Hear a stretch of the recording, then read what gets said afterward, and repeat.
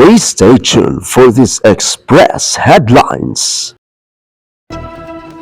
Mayong hapon, gikan sa Salakot News Center og niana ang Express headlines region-wide karong orasa. Duha ka pamilya nalubong sa landslide sa Banwa sa Malapatan. Padayon ang search and retrieval operation sa mga otoridad human malubong sa landslide ang duha ka pamilya sa sitio Fandao sa barangay Kinabalan sa Banwa sa Malapatan, probinsya Sarangani, mga alas 4 sa kaadlawon ni adtong Biyernes.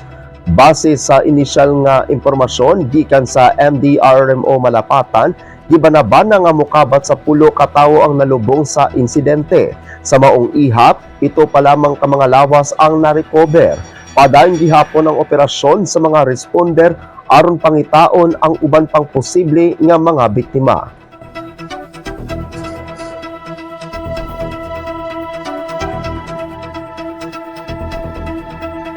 Samtang kapin sa 2,900 ka pamilya na apektuhan sa pagbaha sa Banwa sa Palimbang. Kapin sa 2,900 ka pamilya o dulan sa 10,000 ka individual ang naapektuhan sa lapad nga pagbaha sa 4 ka barangay sa Banwa sa Palimbang, probinsya sa Sultan Kudarat, sumala sa lokal nga pagamhanan. Lakip sa mga naapektuhang lugar ang barangay Butril o Lube, Kabuling o Kolong-Kolong.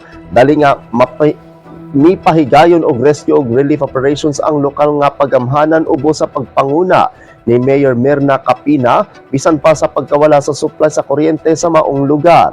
Gibalhin ang mga naapektuhang pamilya ngadto sa mga evacuation center diin gihatagan sila og pagkaon, limpyo nga ilimnong tubig ug uban pang batakang panginahanglan. Sumala sa LGU Palimbang, padayon ang monitoring sa mga naapektuhang komunidad, damage assessment o koordinasyon sa nagkadaiyahang ahensya aron masiguro nga madawat sa mga naapektuhang pamilya ang gikinahanglang tabang samtang nagpadayon ang daotang panahon.